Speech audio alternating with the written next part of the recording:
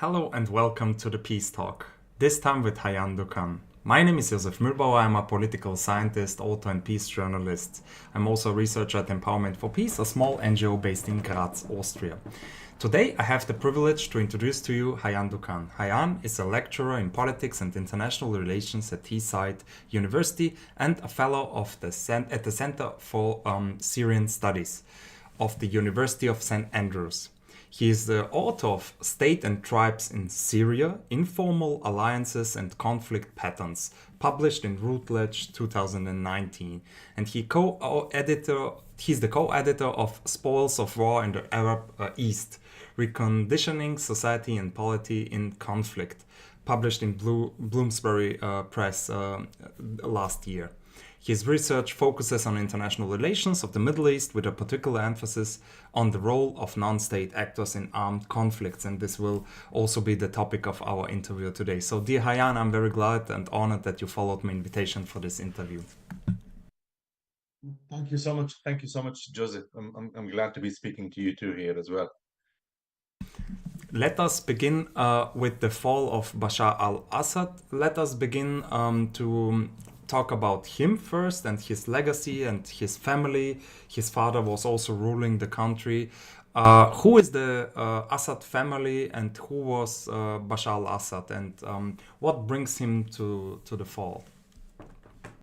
Yes, so Bashar al-Assad was the previous president of Syria. He is the son of Hafiz al-Assad. Hafiz al-Assad was the previous president of Syria, military leader who came to power in 1970 as a result of military coup and was leading the Ba'ath Socialist Party and continued to rule Syria from 1970 until the year 2000 when he passed away, and then he was followed by his son, My name is Josef Bashar Mühlbauer. al-Assad.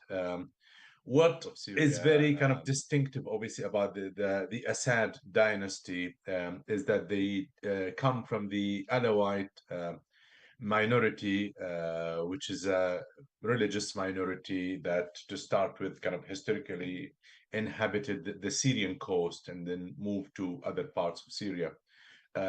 So Hafiz al-Assad more or less built kind of his power really on the power of kind of his sect, the Alawite sect. And then he appointed so many people from the Alawite sect in prominent positions of power.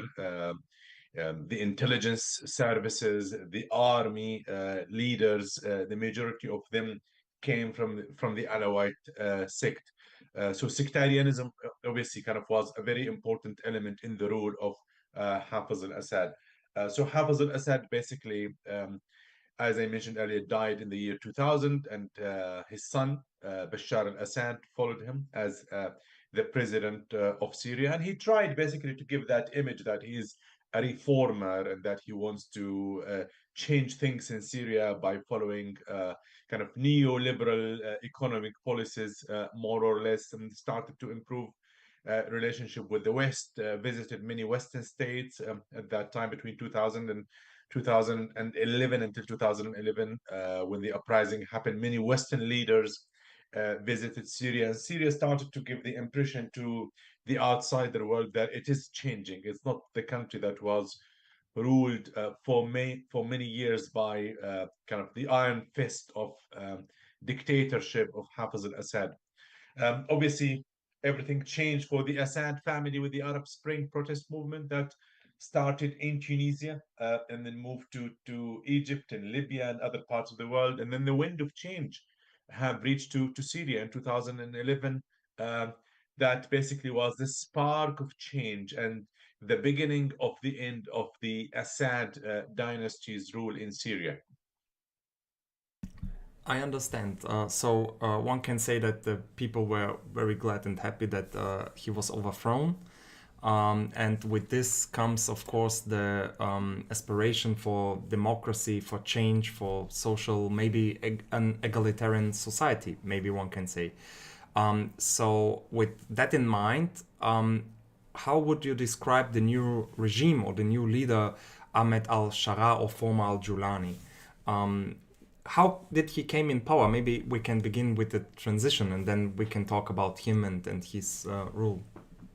Of course, yeah. So Jolani was, is still, I guess some consider that he's still the leader of a rebel group, Hayat Tahrir al-Sham, that took Idlib as a strong hold for itself during the course of the Syrian civil war. He's Syrian himself. He comes from the countryside of Damascus, and at a very young age, he went to fight in Iraq as part of the Iraqi insurgency against the American forces.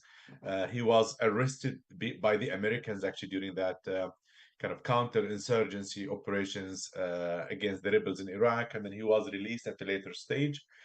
During the Syrian civil war, the leader of the Islamic State of Iraq at that time, it was just called the Islamic State of Iraq, decided to send him to Syria to basically start the operations of the group there, taking advantage of the power vacuum in eastern Syria.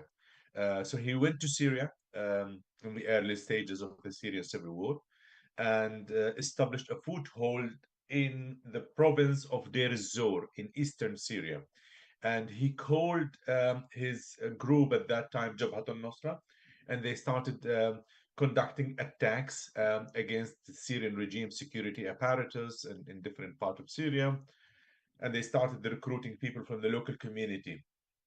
Obviously, at a later stage, the leader of the Islamic State of Iraq wanted to establish and wanted to announce merging these two groups, Jabhat al-Nusra and the Islamic State of Iraq, under the banner of the Islamic State of Iraq and Syria. And he refused. Jolani refused. He actually was very critical of the Islamic State of Iraq approaches towards the local community. He thought that they were very repressive and that there is a need to adopt more pragmatic approach towards the local community and probably to be less lenient in terms of applying Sharia rules as well. So we witnessed after that what we could describe as jihadist war between the Islamic State of Iraq and between Jabhat al-Nusra. So Jabhat al-Nusra at this stage was led by Ahmed al-Shara, obviously that's his real name, but kind of the name that he used for himself before that, the revolutionary name, or you could say, was Abu Muhammad al-Jolani. So there was a war that took place in Deir ez-Zor for a few months, and as a result of that, the Jolani lost this war, and he had to leave Deir ez-Zor. Obviously, Deir ez-Zor in eastern Syria, which is close to Iraq, had become a stronghold for the Islamic State of Iraq and Syria. And al-Jolani moved to Idlib, where he established like a small enclave and started obviously subduing many of the rebel groups there using the carrot and the stick approach. So he created alliances with some of the groups and subdued others and became more or less the de facto ruler of Idlib. And then he basically sat there and waited for the right moment. So we need to think about the element of opportunity here. The Syrian regime, throughout the course of the Syrian civil war, has been sending all the rebels who surrendered to the regime as a result of the Russian military intervention in 2015, has been sending them to Idlib. So Idlib more or less became like a dump for the Syrian regime, where all the surrendered rebels would be sent to Idlib. But then obviously the majority of them started to join Hayat Tahrir al-Sham, led by Abu Muhammad al-Jolani. So many of them had grievances, right? A lot of these rebels have seen their towns, they have seen their villages being bombed by the Syrian regime forces, by the Russian forces for many years, and they have been forced to evacuate and leave the areas that they have lived in for years. So during this time, Abu Muhammad al-Jolani obviously like had known that the Syrian regime became weaker during the Syrian civil war, and he was talking. Actually, there are so many videos of him talking at that time when he was in Idlib that the regime is so weak that one day we will be able to to fight against the regime. We will be able to take over Damascus. Like, he did not hide this, actually. And this is true. During the course of the Syrian civil war, the regime lost large number of it. I mean, I would say kind of the largest number of its army and security services in so many different battles in different parts of Syria. And the economic sanctions that have been imposed on the regime by Western powers have weakened the regime as well, so much to an extent that the regime was not able basically to meet the basic needs of its own citizens. And that created a gap between the regime and between its own population.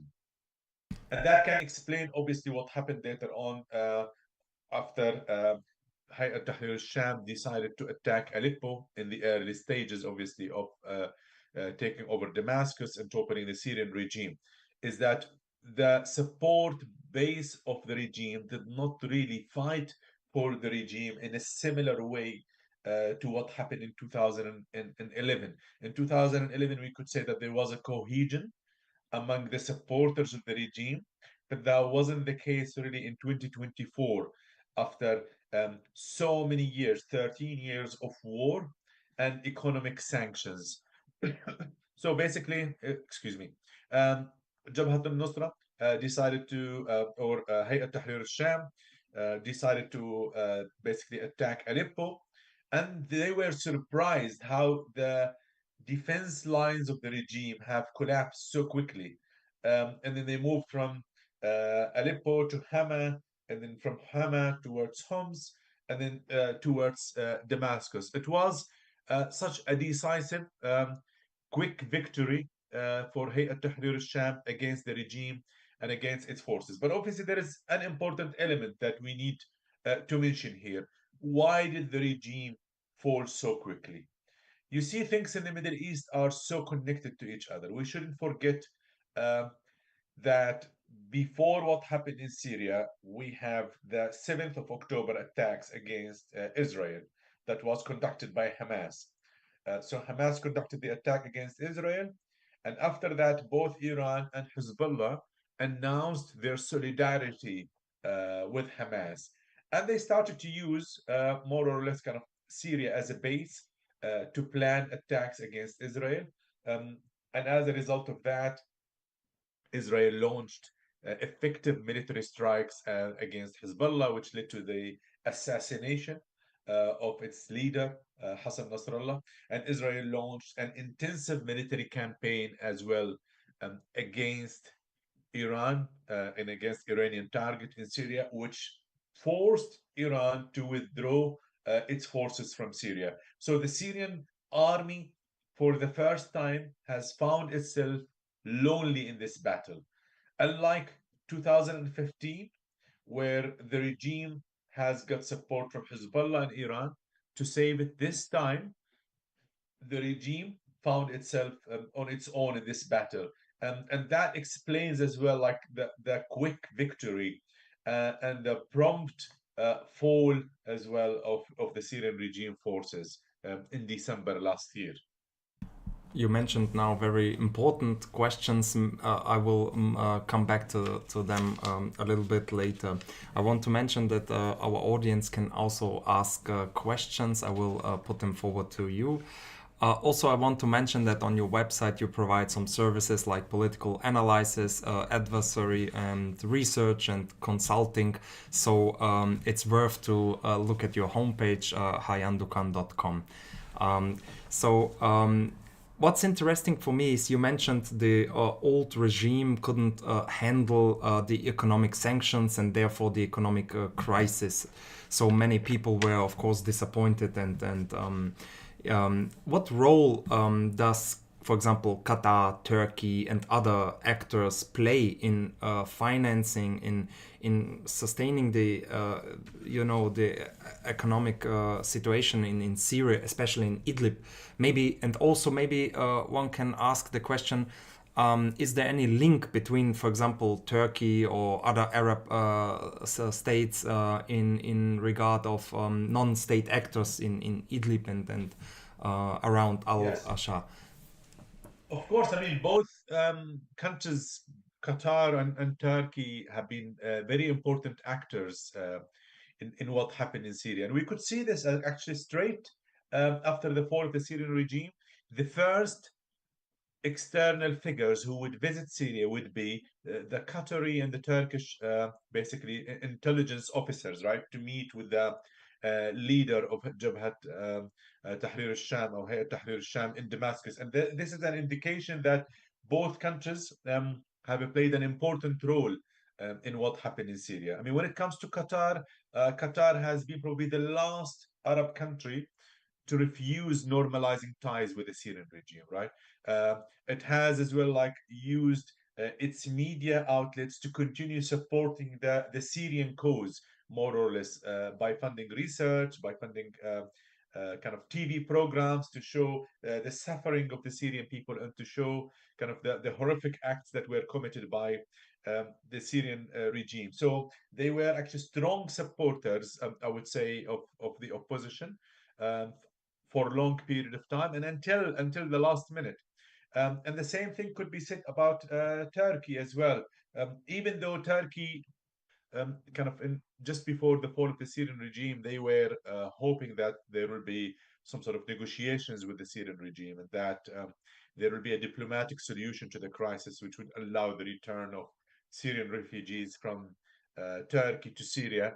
But President Bashar al-Assad, or the previous President Bashar al-Assad, refused these talks with Turkey. And I think that was a big mistake that led to his fall, is that he refused to sit at the table of negotiations with Turkey, which I think that arrogance and that behavior has encouraged Turkey to intensify its support for the Syrian opposition and probably to keep a blind eye against the decision of the rebels to lead the offensive in Aleppo. Obviously, we need to go back to the main point, is that neither Turkey nor Qatar, I would say, kind of, nor the opposition have expected that the regime forces would fall so quickly in Aleppo. They were really surprised how weak and how unprepared the regime forces have been in Aleppo, more or less at that time. Yeah, And so both countries have played a very important role in providing, I would say, military, financial, and logistic supports for the rebels, which have enabled them, obviously, to achieve their goal eventually by toppling the regime. And would you also consider this as a factor? For example, Russia is occupied with the war in Ukraine and focuses the whole intelligence, satellites, military, naval bases, and so on and so forth. So the focus lies for Russia in Ukraine. And the Iranian regime was weakened by Israel, with other proxy groups like Hezbollah and many others. So also the Iranian regime was weakened. Also there was this assassination of generals and high political figures in Iran. So would you consider that also as a factor that, okay, under these circumstances there was a window of opportunity, so to speak, for these non-status actors like Ahmed al-Shara, and they, used this window of opportunity? Definitely, that's definitely the case. Obviously, there is so much literature, right? Academic literature that has been written about civil wars that talk about the element of opportunity. Is that rebels, insurgents, in many cases, kind of just wait for the right conditions, to emerge for them to start an attack against government forces. And I think the right circumstances were ripe when it comes to the case of Syria. And I think had it not been to the two major, had it not been to the Israeli military strikes against Hezbollah and Iranian forces in Syria and Lebanon, and to Russian engagement as well in the war in Ukraine, I don't think the rebels would have been able to topple the regime. So there is an element of what I describe as the interaction of structure and agency, right? That we talk about kind of in the constructivism theory of international relations, is that there is an element here of the structure is the right environment that I have just talked about, right? That all these parties are engaged in many external fronts. And at the same time, the element of the opportunity. So we should never strip the opposition, the Syrian opposition, from its agency. is that actually, if it were not up to them, obviously, preparing over the past few years, training for this day, uh, you know, launching the offensive against the regime, we would not have seen this success. So there is the element of these interaction of structure and agency, which enabled the defeat of the regime eventually in Syria. We talked now about the economic situation. We talked about a little bit about the transition, about politics, geopolitics. We can come back to that topics a little bit later.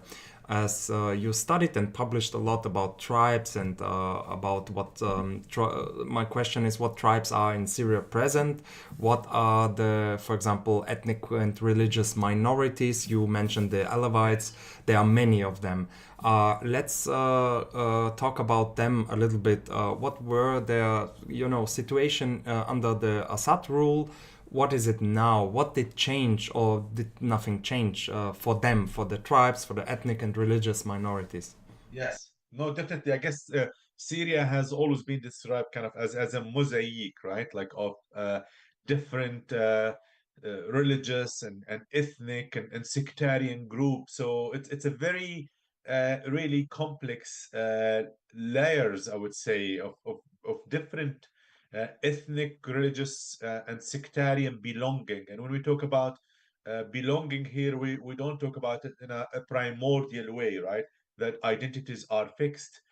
Identities obviously change throughout periods of time. Identities are fluid as well, and identities are not very homogeneous. So even when we talk about the Kurds, there will be divisions within the Kurdish identity, and when we talk about the tribes, there will be divisions within the tribal identity. But I will try actually kind of to simplify this as much as possible. I would say Syria as a country is mainly composed, like as a majority of Arabs who are Sunni. So, I mean, when we talk about Arabs here, we talk about as well two multiple layers of belonging. So you have Arabs who are Sunni, but then you can have a member of a tribe who's an Arab and a Sunni as well at the same time, right? And that's why I talked about kind of the hybridity and the contestation of identities. So the majority of the population, I would say, is an Arab Sunni, and this identity constitute the belonging of the majority of the population of Syria. We have an Alawite minority that constitute about 10% of the population, from which the previous president, Bashar al-Assad, and his father, Hafiz al-Assad, came. And they both relied on Alawite mobilization. They relied on Alawite asabiya, which we, as an expression that we use in Arabic, solidarity, in order to enable them to stay in power. So before the Syrian civil war, I would say that the Syrian regime has often promoted the Alawite to top positions in the army, in the security services, and even within like certain sectors, particularly the oil and the gas sector, for example, the main job opportunities here were taken by members of the Alawite sect, right? So members of the intelligence services, the secret police, or what we describe in Arabic as the mukhabarat, came mainly from the Alawite sect, right? So this created some sort of resentment among the Sunni, the majority, towards the Alawite, because they felt that the Alawite are reaping the majority of the profits of the economic sources in Syria, and they felt as well that the regime is relying on them in its repressive machinery, to an extent actually that a lot of Syrian drama before the fall of the Syrian regime um, always depicted a member of the security service as someone who comes from the Alawite sect, and uh, they were kind of more or less on those TV programs mimicking the Alawite dialect to show that actually the majority of the members of the intelligence service came from the Alawite sect, right? So we have this is basically the major source of contention, I would say, in the country is between the Alawite and between the Sunnis. But obviously, there are other like groups, I would say religious groups. So Christians constitute about 8 to 10% of the population. And the Christians have been more or less, I would say, during the course of the Syrian civil war, neutral. They tried basically to stay on the sidelines and show kind of no support to either side. And then we have other religious minorities, such as the Druze and the Ismailis, who also have been neutral during the course of the Syrian civil war. The Syrian regime has often kind of given the image to the minorities that I am your protector, right? I am the protector of the minority. That if I were to fall, then the Sunnis are going to exterminate you. And then they bring, actually kind of, they used to bring obviously a lot kind of historical examples of the Assyrian genocide, for example, during the time of the Ottoman Empire. And I have shown this in multiple pieces of my research about how the Syrian regime kind of revived the collective memory and used elements of collective memory in order to trigger fear among the minorities, particularly the Christians, actually, in order to convince them to stay on the sides. So the majority of the minorities have stood on the sidelines, I would say, kind of more or less. But the battles have taken place between the Sunnis and between the Alawites. So during the course of the Syrian civil war, the regime obviously started to use its security apparatus in order to repress the protest movement. So during the early phase of the Syrian uprising, we could probably watch a lot of videos where the people who are doing the act of repressing the protest movement spoke an Alawite dialect, and that obviously has reinforced the narrative that this is a sectarian regime that is keen on killing the Sunnis. Obviously, this sectarian narrative has been intensified and entrenched during the course of the Syrian civil war. And after the rise of like Islamist militant groups, the Alawites as well felt that they are threatened by the majority, that if the regime were to fall, then the extremist Islamists will be exterminating them, right? So we have basically an element of security dilemma from both sides, from the Sunnis and the Alawites during the Syrian regime, during the course of the Syrian civil war. Um, if I want to talk about other group, I could talk here about the Druze, for example, who have been neutral.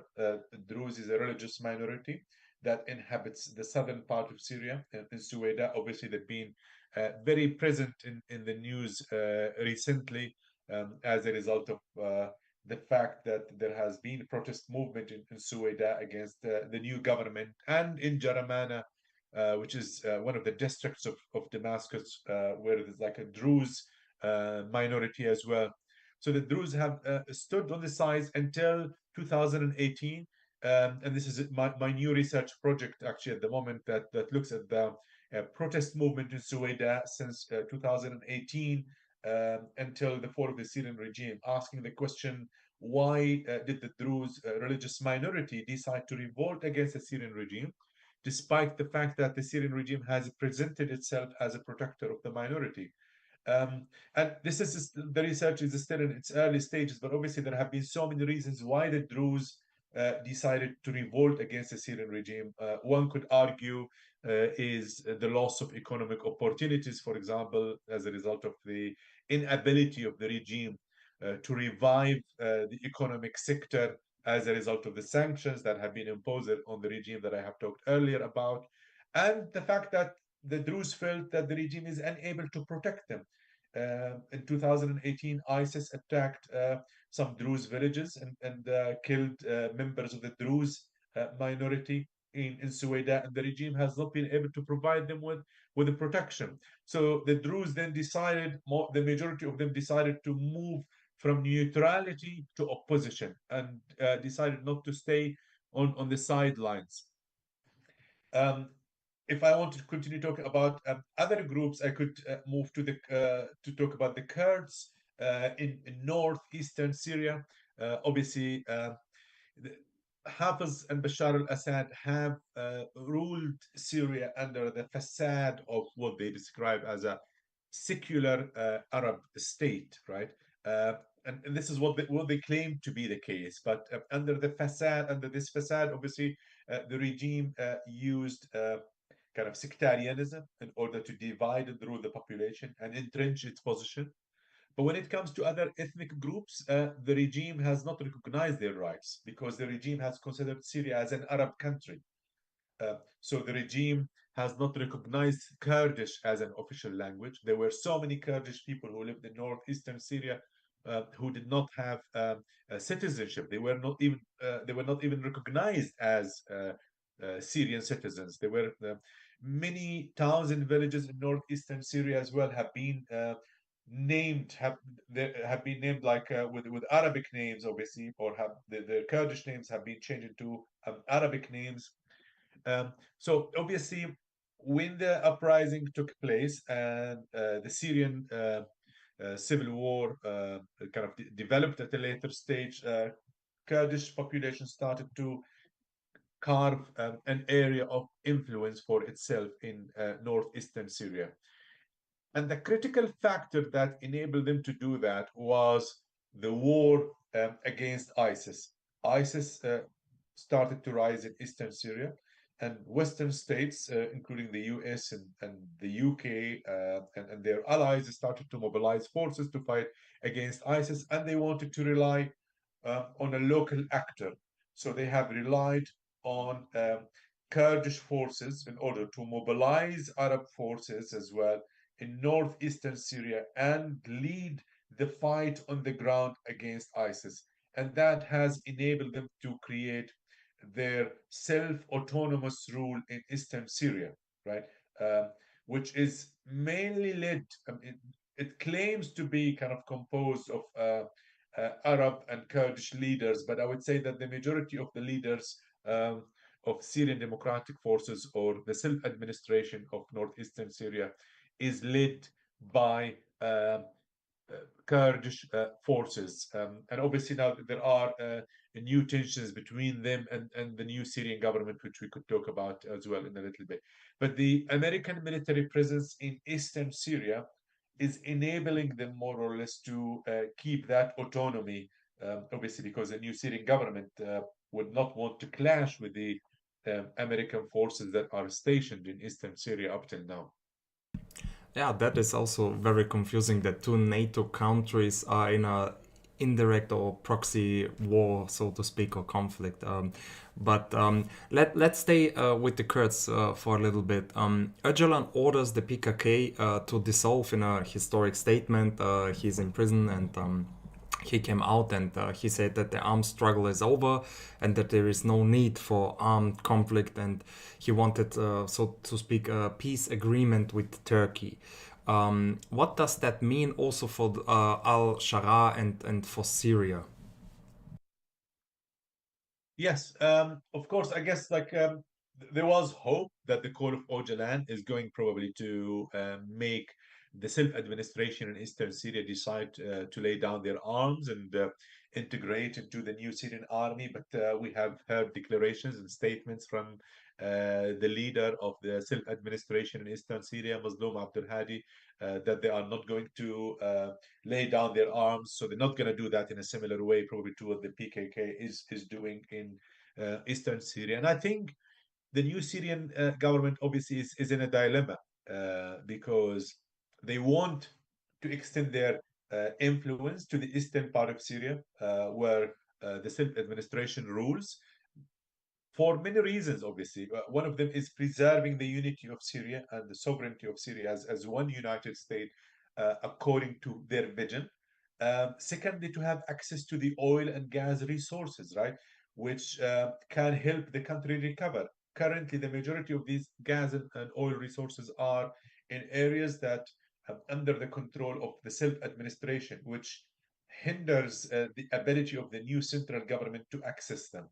Right. So they find themselves in a dilemma, and the fact is that they might want to have some sort of a peace treaty with them, but obviously there is the pressure from Turkey as well, in the fact that Turkey considers that there are terrorist elements within the self-administration that are stationed in northeastern Syria, and that there should be no peace with them until these terrorist elements basically lay down their arms.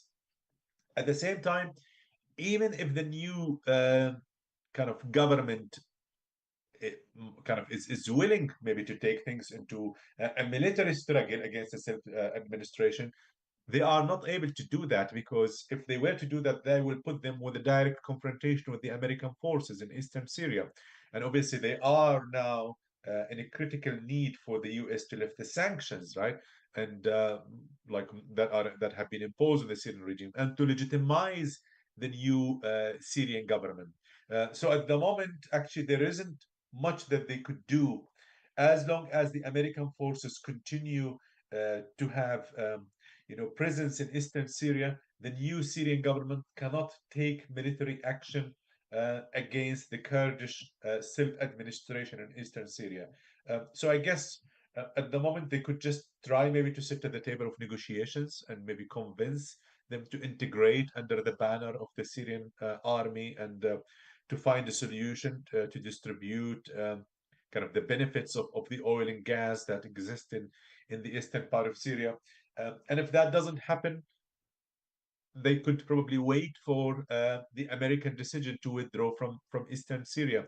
I mean, obviously now everything is so unpredictable with the new American government. Trump has expressed previously that the U.S. could withdraw from eastern Syria. Actually, he wanted himself to withdraw even during his first reign in the office. He wanted to withdraw American troops from Syria, but obviously kind of the Ministry of Defense, the Pentagon, has objected to that, and it did not end up happening. But now, who knows? I guess this is something to be seen, because if uh, the American forces were to withdraw from eastern Syria, then I don't think that the self-administration will have many cards left with its hands, because it will not be able to face Turkey and the Syrian forces on its own. Then it will have no choice but to integrate under the banner of the new Syrian army. I guess the ideal solution obviously would be to sit at the table of negotiations, and for the new Syrian government to recognize uh, Kurdish rights as equal citizens, and to make sure that Kurdish language is recognized as an official language alongside Arabic as well, and for Kurdish rights to be kind of restored. Obviously, like there have been large amount of land that has been confiscated from Kurdish people in northeastern Syria throughout a long period of time, for this land to be returned to them.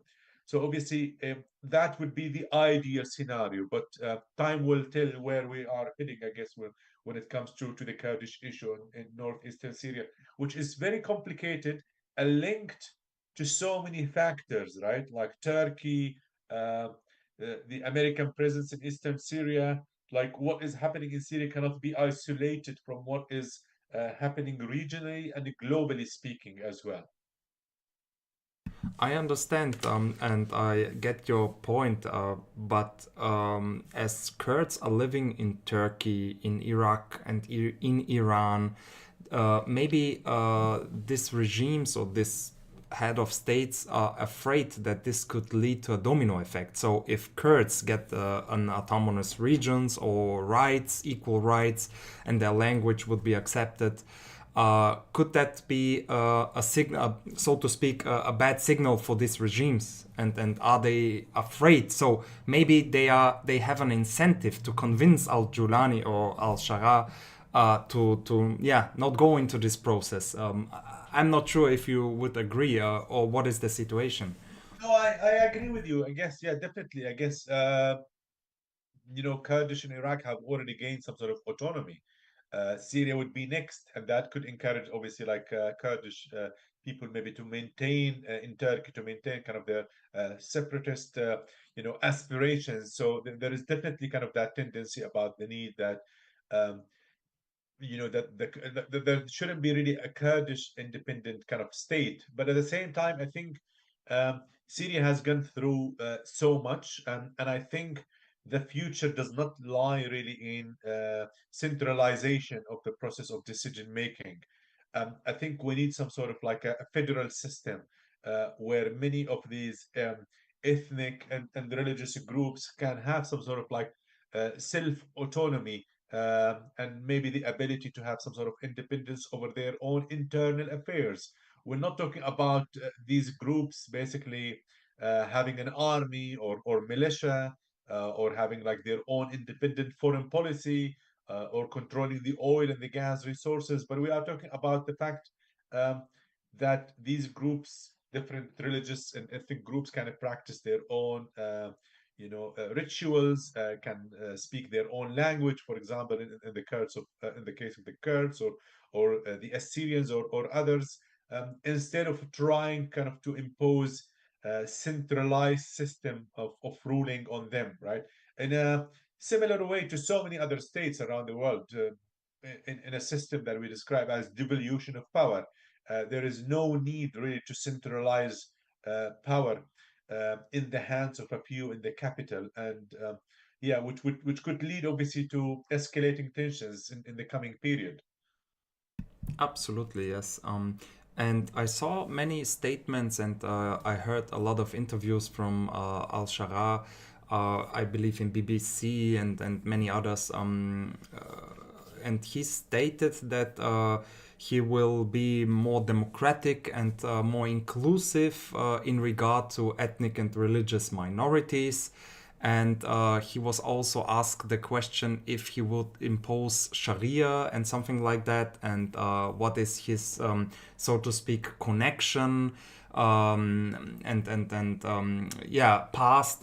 He was asked about his past with Jabhat al-Nusra and Al-Qaeda, and this if that is a good or bad sign, and what does this has to do with ethnic minorities and so on and so forth. But to sum up, he stated that, or I had the impression that he is willing to be more democratic.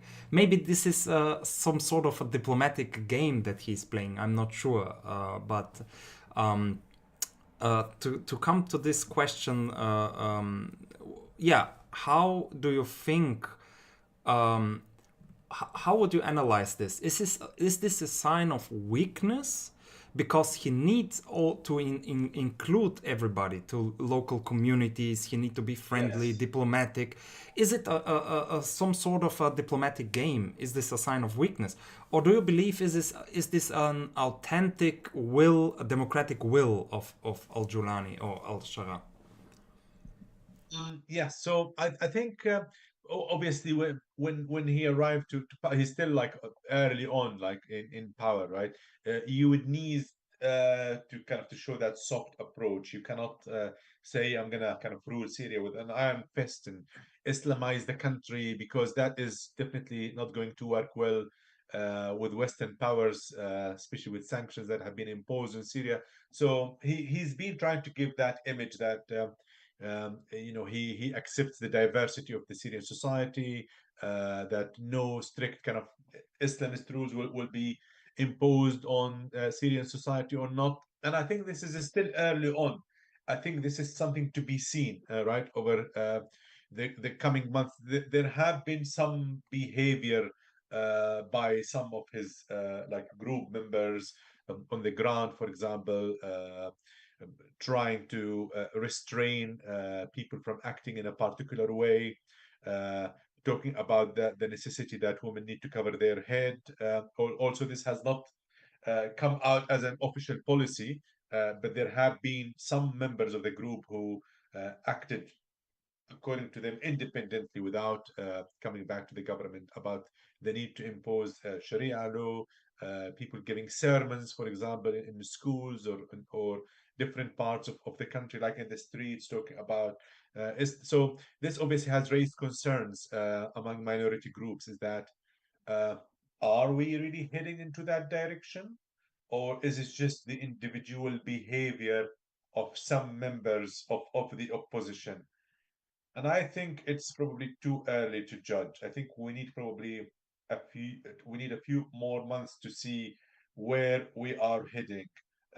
Is it going to be a government that will encourage inclusivity and be open to all components of the Syrian society? Or is it a government that will just manage to entrench itself in power and then will show kind of tendency towards an extremist Islamist rule. And I hope that it will be the former and not the latter, right? And as you mentioned, a lot of the things that he is saying are very optimistic and very positive. But I think what really matters eventually is what is happening on the ground. Like actions, as they say, speak louder than words. Absolutely, yes.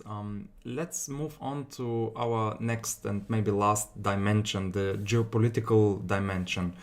What geopolitical implication does this have? For example, we can talk about here Russia with the naval base. We can talk about the US. You mentioned them with the Kurds. We can mention also Iran with their proxies and also Israel. Maybe let's begin with Israel. People on the streets are protesting against the Israeli invasion and occupation. And the Golan Heights are, this is under international rule of law, illegal, an illegal occupation. So, how does Al Shara react to that? As far as I'm concerned, as far as I'm informed, he never stated anything negative about Israel and the Israeli occupation. He tries to keep that all in balance, and he tried to be polite with everybody. And as far as I know, he never condemned the invasion and the illegal occupation. So how's that, and how is this a contradiction maybe? And yeah, maybe we can talk about the Israeli situation first. Of course, yeah. I guess like this is a conflict that has a lot of regional and global kind of geopolitical implications. And Israel obviously is a very important element of this, and we are reading about it like all the time in the news.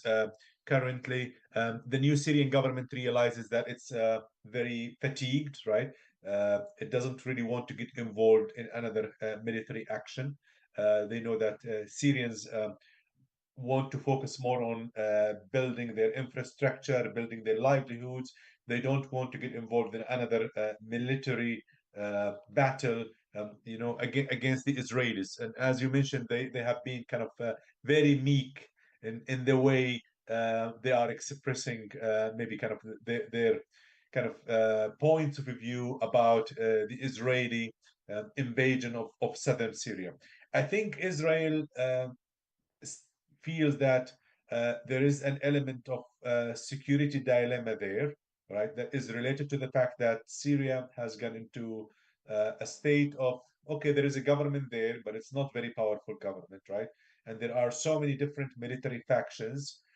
What is the guarantee, right, that at some point of time there isn't going to happen something similar to the 7th of October attack, where an armed group will cross the border into the Golan Heights and conduct an attack similar to the 7th of October. I think the experience of the 7th of October made Israel really wary about what is happening in Syria. So I think it thinks that by uh, occupying maybe a part of Syria and creating a buffer zone, it can reinforce its security dilemma, and it can make it probably feel more reassured about what could happen like in Syria, right? And that is creating all the tension, I would say, about the situation in southern Syria. Um, Obviously, here the new Syrian government, as I mentioned earlier, is not willing to start a new fight against Israel, and we will see what is going to happen over the coming weeks, because Israel has been talking about uh, going to the south to protect the Druze religious minority as well, like from the new Syrian government. And there have been some debates and argument within the Druze religious minority. Some of them have condemned that. Some of them have kind of welcomed more or less kind of the Israeli protection. So there is kind of a domestic element to that within uh, what is happening inside Syria and the wider region, obviously. Let's move on to Russia, maybe. They have a vital interest in the region because they conduct, for example, their military operation in Africa, in the Sahel region, from their naval bases or air bases in Syria. So, what is the stand from Al-Shara in regard to that Russian basis? You mentioned earlier in the interview that, of course, the people are also a little bit of angry and many are confused because Russia did conduct many airstrikes in Syria. They were key allies, and with Bashar al-Assad, they supported the regime. Even in one military base, one can see the picture of Putin and Assad. And also Assad is now, as far as I'm informed, in Russia. So he fled after the toppling of his regime into Russia. So what are all the implications from this new regime in regard to Russia and the Yeah, so kind of Syria obviously had kind of ties with Russia a long time ago that go back to the Soviet era, right? And Syria used to have the majority of its army and security apparatus trained in the Soviet Union, or having Soviet military officers train them. Syria used to buy all of its weapons actually from Russia. So during the course of the Syrian civil war, as we know, Russia intervened in the Syrian conflict and established military bases as a result of that. So the fall of the Syrian regime was really a strong blow, I would say, to Russian ambitions in the Middle East, and not in the Middle East, in the whole global South. It has really taken them by surprise, and they were not happy about that. Now, everyone expected at the kind of the early stages after the fall of the Assad regime is that the rebels would attack the Russian military bases, and they would force the Russians to evacuate Syria. But it looks like kind of that the rebels have acted pragmatically when it comes to that. I think, as you mentioned about the Shara before, he is trying to appear very diplomatic and very pragmatic. We know that Putin has kind of called him recently. They had a phone conversation, and some analysts would argue that they talked about the future of the Russian military bases in eastern Syria. Russia now cannot, we need to realize this as a fact, Russia cannot maintain its military presence on the Mediterranean in Syria without an approval from the new Syrian government. Why? Because they are military exposed now. So it is so easy now for the rebels actually to attack the Russian military bases and to force the Russians from evacuating Syria. It's not difficult, but I think they are restraining themselves and they are trying maybe to use the basis. Um, some analysts would argue that they are trying to use it as a bargaining chip, maybe with Russia, to hand over Bashar al-Assad and his allies. Um, Others are arguing that maybe the new Syrian government is realizing that the international order is changing, right? We are entering into the era of a multipolar world, and that um, if they are in the future, if they are not able to buy weapons from the West or from the US, they might end up like going back to Russia and buying those weapons from. So they want to keep really all their options open, and they don't want basically to ruin the relationship with Russia. Having said that, that doesn't mean that these are the criteria, the only criteria that we should take into consideration when we look at the relationship between Russia and the new Syrian government. Because yesterday there have been tension happening in the Syrian coast. If you've been following the news, and some security members of the new Syrian government have been ambushed in Latakia, in the coast in western Syria. And we already started to hear some conspiracy theories that the Russian military bases are helping an insurgency against the new Syrian government. And I think if the new Syrian government were to get some sort of like confirmed information about Russian involvement in destabilizing Syria, I don't think they will be hesitant to attack these military bases and force them to leave Syria. This is something to be seen in the coming weeks, whether Russia is keen on establishing ties with the new Syrian government, or is actually still supporting remnants of the regime and is keen on destabilizing Syria. and the last part of the picture is Iran. Iran also supported, was a great and huge supporter of Assad. So what about Iran? Will it restrain itself? Maybe it's not capable anymore because after the pager attacks and after the attacks from Israel, maybe they are not capable to conduct such a huge military operation. But yeah, let's talk about Iran. What is the stance of Iran in regard to Ahmed al-Shah?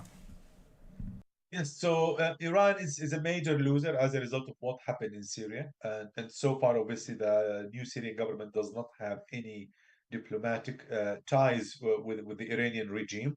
Um, but obviously, the fall of the Syrian regime presents a huge challenge for Iran and for its project, the axis of resistance, right, in the Middle East.